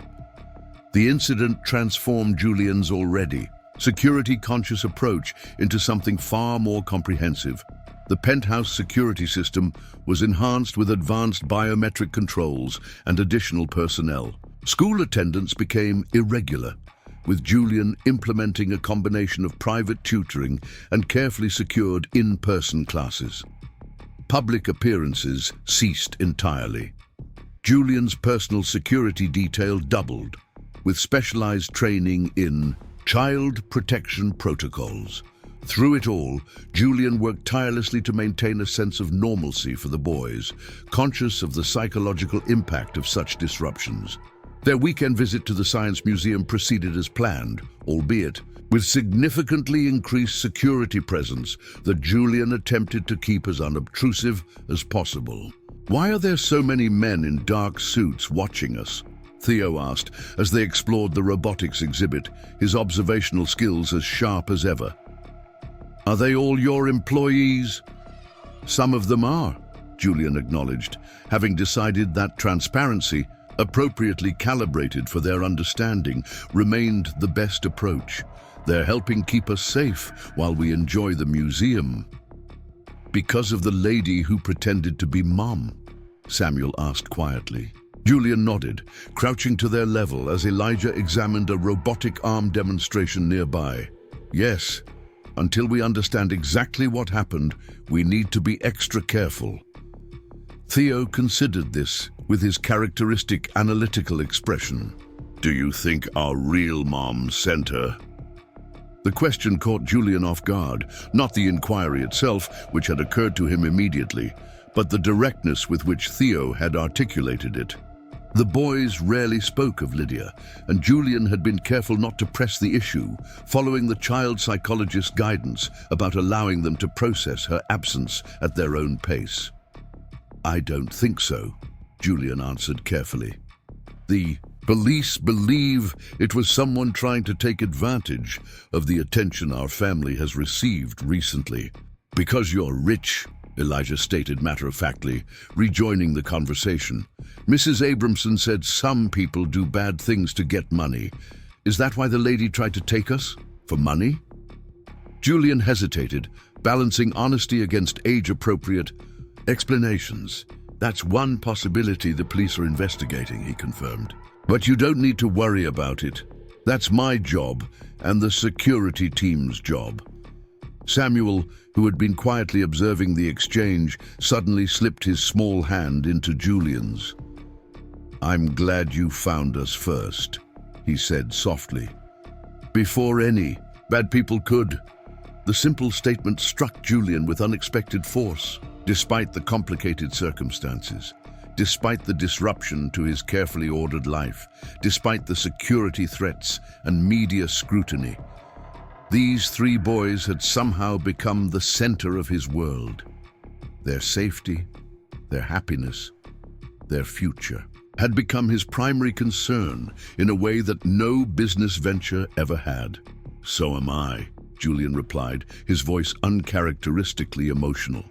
"So am I." The Buenos Aires lead had grown cold. Despite Julian's considerable resources and connections, Lydia Grant had vanished once again, leaving behind only digital traces that grew fainter with each passing week. 6 months had elapsed since the triplets had appeared in Julian's life, transforming him from a singularly focused tech mogul into something he'd never anticipated becoming, a devoted father. Autumn painted Central Park in brilliant hues of amber and crimson as Julian watched his sons navigate the playground, security, personnel maintaining a discreet perimeter around them. These carefully secured outings had become essential as the boys chafed against the restrictions that now defined their lives. After the attempted abduction, Julian had initially withdrawn them from school entirely, establishing a comprehensive home education program with elite tutors. But child development experts had emphasized the importance of socialization, leading to these closely monitored excursions. "Hiya, Dad!" Elijah called from the swing set, his legs pumping energetically as he sought greater altitude. Julian obliged, pushing with calculated force to provide excitement without excessive risk. Nearby, Theo was methodically testing the acoustic properties of different playground surfaces by dropping various objects and listening intently to the resulting sounds. Samuel sat cross-legged beneath a maple tree, sketching the falling leaves with surprising detail for a 5-year-old. Their 5th birthday had passed 2 weeks earlier, a milestone celebrated with quiet intensity in the penthouse rather than the elaborate party the boys had initially requested. The security risks remained too great for such an exposure, a reality that Julian had explained as gently as possible. They had adapted with the resilience that continually amazed him, content with the magician, elaborate cake, and mountains of presents that had transformed the penthouse into a temporary wonderland. "Mr. Reeves," A familiar voice interrupted Julian's thoughts. He turned to find Detective Morales approaching, his expression suggesting this wasn't a coincidental encounter. "Detective," Julian acknowledged, signaling to his security chief, who immediately increased vigilance around the boys. "This is unexpected." "I apologize for the interruption," Morales replied, his eyes professionally scanning the surroundings even as they spoke. "But we've received information I thought you should hear immediately. May we speak privately?" Julian nodded, gesturing to a nearby bench with clear sightlines to the playground. "Michael," he called to his security chief, "take over with Elijah for a moment." As the security officer seamlessly replaced Julian at the swing set, Julian led the detective to the bench, his mind already calculating potential scenarios that would warrant this unusual approach. "We've identified the client who hired Elena Vasquez for the abduction attempt," Morales stated without preamble once they were seated. The money trail led through several shell companies, but eventually connected to a venture capital firm called Meridian Partners. Julian's expression remained impassive, though his mind immediately placed the name. Meridian Partners was a relatively small investment firm that had attempted to position itself as a Horizon competitor 3 years earlier, poaching several key employees and unsuccessfully challenging some of Horizon's core patents. The firm was largely controlled by Victor Crane, a former business associate with whom Julian had had a significant falling out during Horizon's early days. "Victor Crane?" Julian stated rather than asked, his voice betraying no emotion despite the cold fury building beneath his composed exterior. Morales nodded. "You're familiar with him then. We don't have enough evidence yet for an arrest, but the financial connections are clear. Mr. Crane appears to have orchestrated the abduction attempt, though his exact motivation remains unclear." Julian's gaze drifted to his sons, each engaged in their distinct activities, blissfully unaware of the adult conversation occurring nearby. "The motivation is clear enough, Detective. Revenge, leverage, or both. Crane has harbored resentment since our professional relationship ended. The children would provide both emotional satisfaction for him and potential leverage against me." The detective studied Julian carefully. "This makes the situation considerably more complex. Crane has substantial resources and connections. Until we build a prosecutable case, the threat remains active." "I understand," Julian replied, his decision already forming with crystalline clarity. "I appreciate your directness, Detective. I'll take appropriate measures." As Morales departed with promises of continued investigation, Julian remained on the bench, his mind working with the calculated precision that had built his business empire. Victor Crane's involvement changed everything. Unlike a random opportunist, Crane possessed the resources, motivation, and knowledge to pose a persistent threat. More importantly, he understood Julian's methodical nature well enough to anticipate standard security countermeasures. The conclusion was inescapable, though Julian allowed himself to examine every alternative before accepting it. For the boys' safety, everything would need to change. That evening, after the triplets had been tucked into bed with their customary stories and questions, Julian convened a meeting in his home office. Present were his head of security, his most trusted legal advisor, Victoria Chen, who had proven herself an exceptional COO during Martin's extended recovery, and Martin himself, recently returned to limited duties. "The situation has escalated," Julian began without preamble. "Victor Crane has been identified as the orchestrator of the abduction attempt." The name elicited immediate reactions. Martin's face darkened with recognition. Victoria's eyebrows rose in surprise. The security chief's expression hardened with professional concern. "That complicates matters significantly," Martin observed, his voice still carrying traces of the weakness that lingered after his heart attack. "Crane is vindictive, patient, and well-connected." Julian nodded, acknowledging the assessment. Which is why our current security approach is insufficient. Crane knows me, my methods, my patterns, my resources. He'll anticipate our standard protocols. What are you suggesting? Victoria asked, studying Julian with the perceptive gaze that had made her an invaluable lieutenant. A complete disappearance, Julian stated simply. Not just enhanced security or more restrictions, a total withdrawal from public visibility. New identities, new location, new patterns. Silence descended on the room as the implications of this statement registered with each participant. You're talking about going off-grid, the security chief finally said, with 3 5-year-olds. That's unprecedented in my experience. Nevertheless, it's necessary, Julian replied with finality. I've considered every alternative. As long as Victor knows where to find us, the boys remain at risk. Martin leaned forward, his expression grave. Julian, I understand the threat assessment, but have you considered what this means for Horizon? For the company's future, for the thousands of employees who depend on your leadership? It was the question Julian had anticipated, the one he had asked himself repeatedly over the past hours. His answer was prepared, but no less difficult to deliver. Horizon will continue under new leadership, he stated, his gaze moving to Victoria. I'll retain majority ownership, but step down as CEO, effective immediately. Victoria will assume the position with you, Martin, as chairman of the board once your health permits. Victoria's shock was evident. Julian, you've built this company from nothing. You are Horizon in the eyes of the market, the industry, our clients. I was Horizon, Julian corrected gently.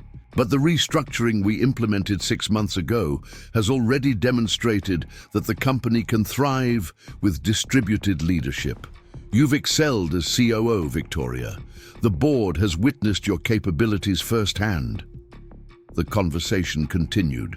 Late into the night, complex plans forming around Julian's central decision. Legal structures were outlined to enable Julian's continued ownership while obscuring his location. Security protocols were developed for the transition period. Corporate announcements were drafted with carefully crafted language explaining Julian's departure as a personal choice following his unexpected entry into fatherhood. As dawn approached, only Julian and Martin remained in the office, the others dispatched to begin implementing various aspects of the plan. Are you certain about this, Julian? Martin asked quietly, the friendship built over 15 years evident in his concerned expression. Walking away from everything you've built, it's an extraordinary sacrifice. Julian moved to the window, watching as the first light of morning illuminated the Manhattan skyline, the view he had specifically selected for his penthouse, the embodiment of the success he had pursued with singular focus for so many years. 6 months ago, I would have considered it unthinkable, he acknowledged. But priorities change, Martin. I look at those 3 boys sleeping down the hall, and I realize that nothing, not Horizon, not my reputation, not any technological innovation, matters more than their safety and happiness. Martin studied his friend with a mixture of admiration and concern. And if Crane is eventually apprehended, if the threat is neutralized, will you return? Julian considered the question carefully. Perhaps, but not at the expense of the stability the boys will need. They've already experienced too much disruption. As Martin departed, promising his full support for the transition, Julian remained at the window, contemplating the seismic shift in his life's trajectory. 6 months earlier, he had been Julian, Reeves, tech visionary and CEO of a global corporation. Soon he would simply be a father, focused on raising 3 remarkable boys far from the spotlight that had defined his existence.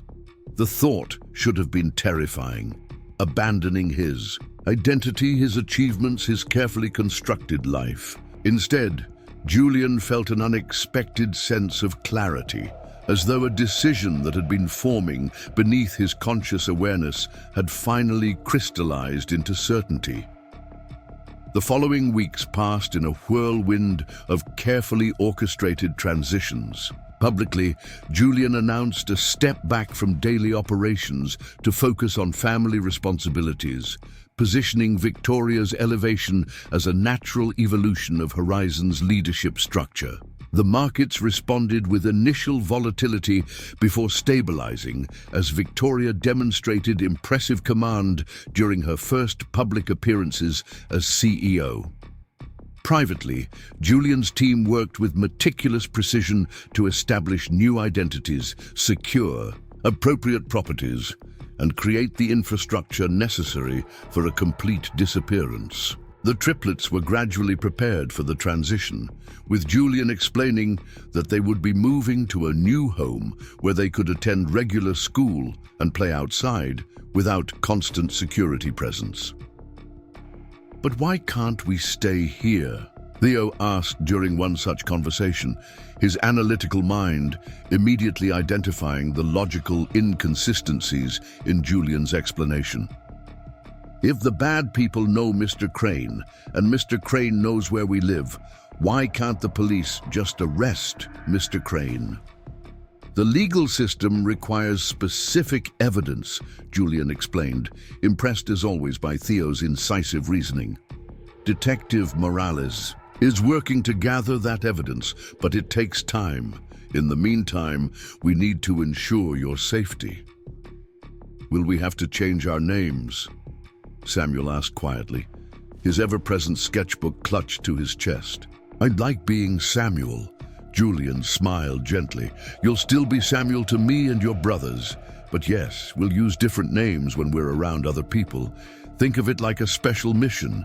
We're creating new identities to protect ourselves." "Like superheroes with secret identities," Elijah exclaimed, immediately captivated by this framing. "I want to be Lightning Bolt. Perhaps something slightly more conventional," Julian suggested with amusement. "The goal is to blend in, not stand out."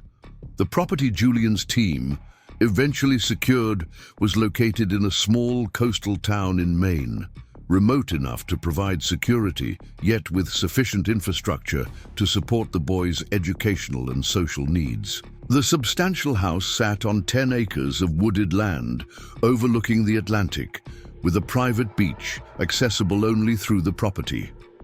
The nearest neighbor was half a mile away, providing both privacy and the rural childhood experiences Julian had begun to recognize as valuable. To the outside world and to new neighbors, they would become the Sullivan family. Daniel Sullivan, a successful software developer who worked remotely, and his 3 sons, Michael, Benjamin, and James.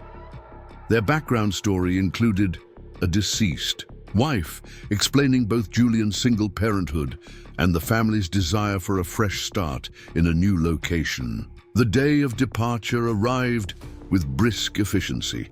The penthouse was cleared of personal belongings, with most possessions placed in secure storage. Each boy was permitted to bring favorite toys, books, and comfort items, though Samuel required special reassurance about the safety of his extensive art supplies during transport. As Julian surveyed the penthouse one final time, ensuring nothing essential had been overlooked, he found himself in the master bedroom, where floor-to-ceiling windows provided that coveted view of the Manhattan skyline. For 15 years, this vista had represented everything he valued: success, achievement, status, influence. The pinnacle of a journey from gifted but poor scholarship student to tech industry titan. Now, as he prepared to walk away from it, Julian was surprised by how little regret he felt. The view was spectacular, certainly, but it paled in comparison to the sight of 3 small faces looking up at him with trust and dependency. The most valuable things in his life were already packed in the SUV waiting in the secure garage below. "Dad?" Theo's voice called from the doorway. "Michael says it's time to go if we want to reach the safe house before dark." Julian turned from the window, nodding to his son. "He's right. Is everyone ready?" Elijah can't find his robot dog, but Samuel says he packed it in the blue suitcase already, Theo reported with his characteristic precision. I've completed my pre-departure checklist and verified that all my essential items are accounted for. Julian smiled at the familiar methodical approach. Excellent work. Let's join your brothers. The journey north proceeded without incident. Security vehicles preceding and following the nondescript SUV carrying Julian and the boys. The triplets' excitement about the adventure gradually gave way to the inevitable boredom of long-distance travel, with Julian finding himself mediating disputes over electronic devices and answering endless iterations of, "Are we there yet?" with more patience than he would have believed possible a year earlier. As they crossed into Maine, Julian's phone rang, a secure line reserved for essential communication during the transition period. "The package is confirmed, delivered, and secure," Victoria's voice informed him, using the agreed-upon code to indicate that the final legal documents transferring CEO authority had been executed. The board meeting concluded with unanimous support. "Thank you, Victoria," Julian replied, glancing at the boys who had finally succumbed to sleep in the back seat. "For everything." "This isn't goodbye, Julian," she reminded him. "Just a different, operational structure." Julian smiled slightly at the corporate terminology. "Indeed, I have complete confidence in your leadership." After ending the call, Julian drove in silence, watching as urban landscapes gave way to increasingly rural settings. The autumn colors were more vibrant here than in the city, entire forests aflame with seasonal transformation. The metaphor wasn't lost on Julian, his own life undergoing a similarly dramatic change of palette. They arrived at the coastal property as sunset painted the sky in spectacular oranges and pinks, the Atlantic Ocean visible beyond the trees surrounding the house. The security team had arrived earlier, securing the perimeter and preparing the house for occupancy. As Julian parked before the sprawling cedar-shingled home, the boys awakened, their initial drowsiness quickly replaced by excitement as they took in their new surroundings. "It's enormous," Elijah exclaimed, scrambling from the car to explore. "Do we get our own rooms?" "Yes, though they're not fully furnished yet," Julian confirmed, helping Samuel with his seatbelt. "We'll be setting up proper bedrooms over the next few days." Theo was already analyzing the property with his methodical gaze. "The terrain offers significant defensive advantages," he observed, clearly integrating concepts he'd overheard from security personnel. "Limited approach vectors, clear sight lines, natural barriers." Julian suppressed a smile at this assessment. "Those were factors in the selection, yes, but it also has excellent schools nearby, a community library, and access to nature that you three have been missing in the city." As the boys raced to explore their new home, Julian stood for a moment observing the property. The house was beautiful, but deliberately understated, expensive without being ostentatious, designed to blend into the coastal landscape rather than dominate it. In his previous life, Julian might have considered it inadequate, too modest for a man of his achievements and resources. Now, watching three energetic boys dash across the expansive lawn toward the tree line, he recognized it as exactly what they needed: space, freedom, security, and the opportunity for normal childhood experiences. The security chief approached, his posture professional but relaxed. "The property is secure, sir. Surveillance systems are active and personnel are positioned according to protocol. We've established relationships with local law enforcement under the arranged cover." "Thank you, Michael," Julian replied. "And the communication systems? Fully operational. You have secure connections to the designated contacts, with all communications routed through the established proxies. Your digital footprint as Daniel Sullivan has been carefully constructed and backdated. For all practical purposes, Julian Reeves no longer exists beyond the legal structures maintaining your ownership interests." Julian nodded, satisfied with the preparations. "Maintain full security protocols for the first month as planned. After that, we'll reassess based on any intelligence regarding Crane's activities. As the security team continued their methodical work, Julian joined his sons in exploring the house, a 7-bedroom structure with generous common spaces and spectacular ocean views. The boys' excitement was infectious as they claimed bedrooms, debated playroom arrangements, and discovered the hidden features security had incorporated into the seemingly conventional home. That night, after the triplets had finally succumbed to sleep in temporary bedding arrangements, Julian stood on the home's wide porch, listening to the distant sound of waves breaking against the shore. The night air carried the unfamiliar scents of pine and salt, so different from Manhattan's urban perfume of concrete and commerce. Stars carpeted the sky in numbers he had forgotten existed, their visibility unhindered by city lights and smog. For the first time in months, perhaps years, Julian felt a profound sense of peace settling over him. The constant vigilance of high-stakes business, the relentless pace of innovation, the unending demands of corporate leadership had formed the backdrop of his existence for so long that their absence felt almost disorienting. Here, in this quiet coastal retreat, Julian Reeves had essentially ceased to exist. Daniel Sullivan had no shareholders to satisfy, no board to appease, no competitors to outmaneuver. His sole purpose was to raise 3 remarkable boys, to protect them, to help them develop into the extraordinary men Julian already glimpsed in their distinct personalities. It was, in every meaningful sense, a rebirth. The transition to small-town life proceeded with fewer complications than Julian had anticipated.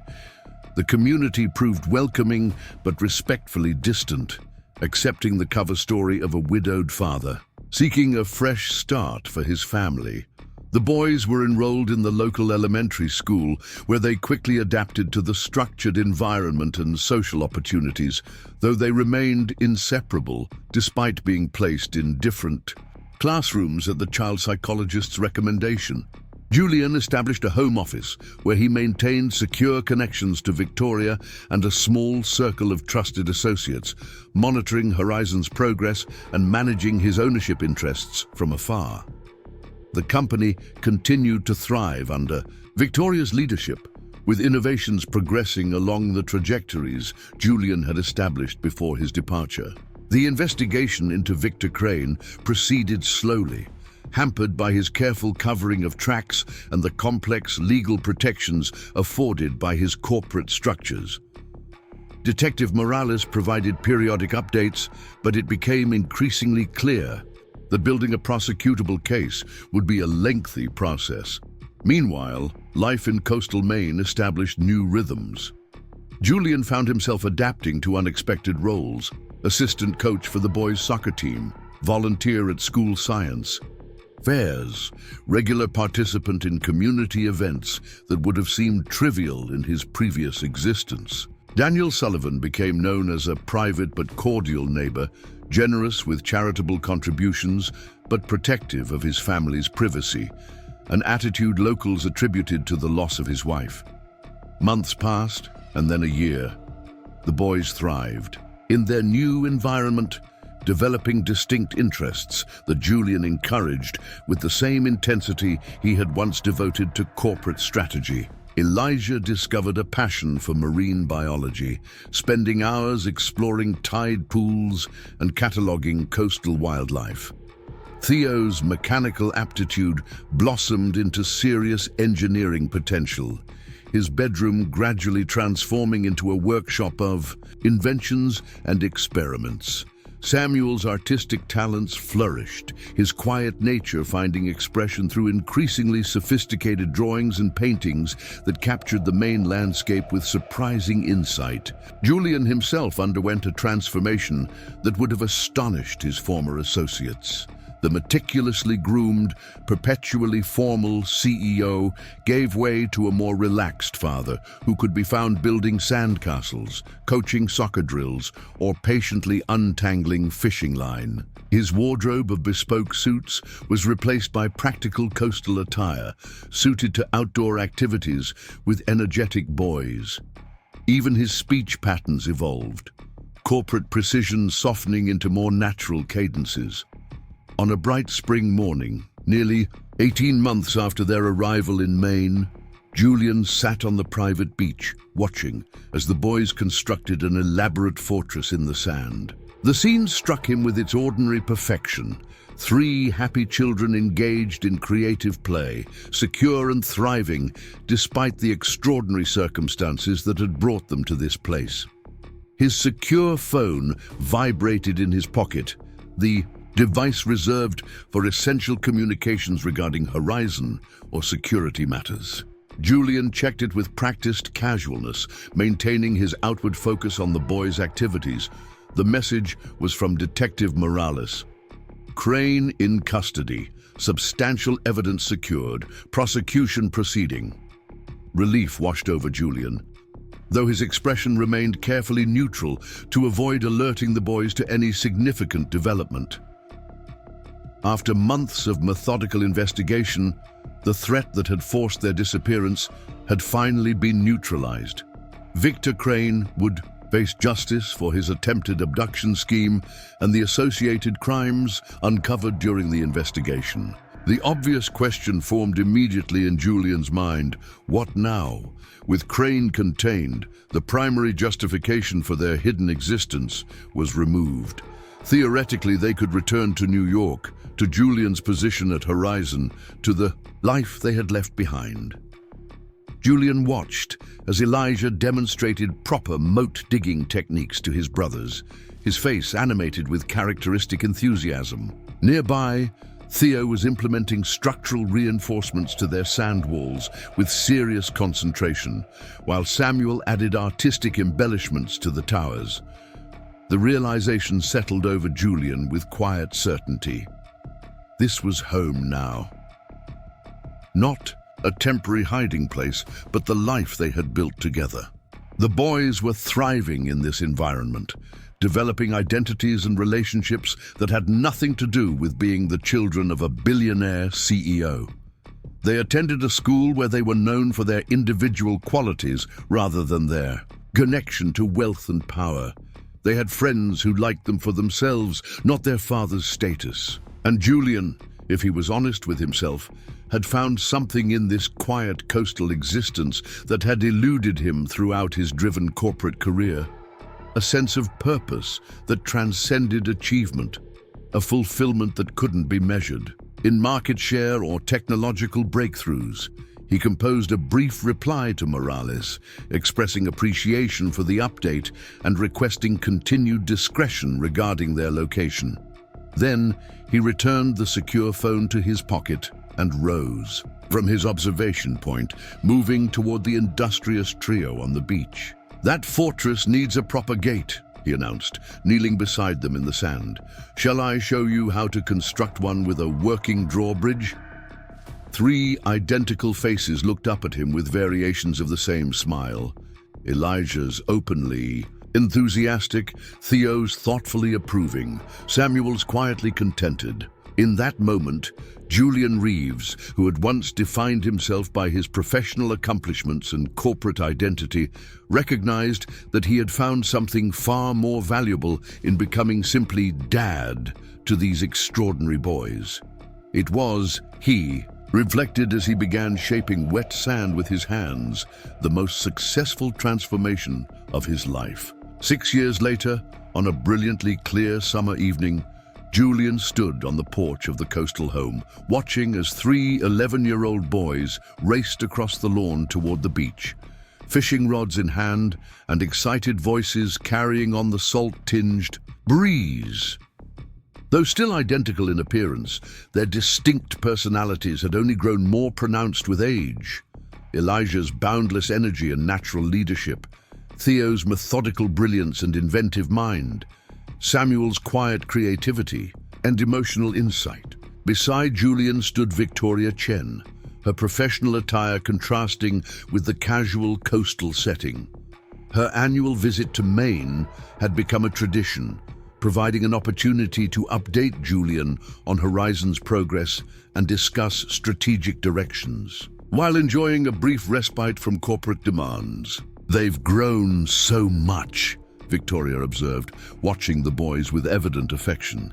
"It's remarkable how different they are despite looking exactly alike." Julian nodded, smiling as Samuel paused to point out a particular cloud formation to his brothers. "They've always been their own people right from the beginning. The resemblance is just the outer shell." Victoria sipped her iced tea, her expression thoughtful. The board asked again about your potential return. The 7th anniversary of your departure seems to have sparked renewed discussion. Julian had anticipated this topic. It arose during most of Victoria's visits, though with decreasing urgency as Horizon continued to thrive under her leadership. "And what did you tell them?" "The same thing I always do," she replied with a slight smile. "That Daniel Sullivan seems quite content with his consulting role and his life in Maine." The fiction had evolved over the years into something approaching reality. While maintaining his majority ownership, Julian had indeed transitioned to a consulting relationship with Horizon, providing strategic insight on key initiatives while remaining firmly removed from day-to-day operations or public visibility. Victor Crane had been convicted and imprisoned years earlier, his financial empire dismantled by the legal actions that followed the exposure of his criminal activities. The immediate threat had long since passed, and Julian had gradually relaxed the intensive security measures that had characterized their early years in Maine. Yet they had remained, their identities as the Sullivan family becoming more authentic. With each passing year, the boys attended the local schools, participated in community activities, developed friendships and interests firmly rooted in their coastal home. Julian had established himself as a respected community member, lending his business expertise to local initiatives while maintaining the privacy that had become second nature. "I appreciate your continued discretion," Julian told Victoria. "Your leadership has been exemplary, better than even I anticipated. Horizon doesn't need me back at the helm." Victoria studied him carefully. "That's not really the question, though, is it? The question is whether you need Horizon." Julian considered this, his gaze following the three boys as they reached the shoreline and began setting up their fishing gear with practiced efficiency. In the years since their arrival in Maine, he had gradually reconnected with aspects of his previous life, providing strategic consultation to Horizon, mentoring promising tech entrepreneurs remotely, occasionally engaging in innovation projects that captured his interest. But these activities remained carefully compartmentalized, never interfering with his primary focus on raising his sons. "I've found that needs change," he replied finally. "The drive that built Horizon served its purpose for that phase of my life. This," he gestured toward the boys on the beach, "serves the current phase." Victoria nodded understanding. "They're fortunate to have you, and if I may say so, you seem happier than you ever were as CEO." Before Julian could respond, Elijah's voice carried up from the shore. "Dad, we need your net expertise down here. Theo thinks he's spotted striped bass." Julian smiled apologetically at Victoria. "Duty calls." He hesitated, then added, "Join us? 11-year-old boys can be surprisingly good company." As they walked toward the beach together, Julian reflected on the extraordinary journey that had brought him to this point. From ambitious tech prodigy to billionaire CEO to fugitive father to coastal Maine consultant, each transition shaped by circumstances but ultimately defined by choice. The most significant choice, to prioritize 3 unexpected children above empire, above achievement, above identity itself, had proven to be the most rewarding of his life. Julian Reeves, once defined by what he built, had discovered something far more meaningful in who he raised. On the shore below, 3 extraordinary boys waited for their father, fishing rods in hand and futures bright with possibility. Up next, you've got 2 more standout stories right on your screen. If this one hit the mark, you won't want to pass these up. Just click and check them out.